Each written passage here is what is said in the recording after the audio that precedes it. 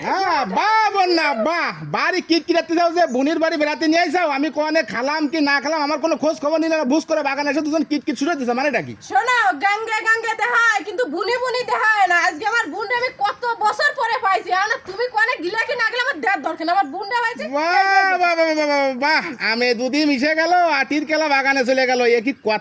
কথাই ছিল বন্যা তুমি তো বেড়াতে আসার সময় আমার সাথে এরকম কোনো কথা বলনি বেড়াতে আসার পরে তুমি কি বলতেছো বলো দি এই তো আগে যদি পুলকটা না দিতাম তাহলে তো তুমি বেড়াতে আসতে না, এজন্য পুলক ফালাক দিয়ে এবার ডেনে নিয়ে আসে বেড়াইতে যাই তারপরে তোমার সাথে কথা মানে তোমার উদ্দেশ্য ছিল তো তোমার বোনটা ফালি তুমি আমার বলে দেবা তাই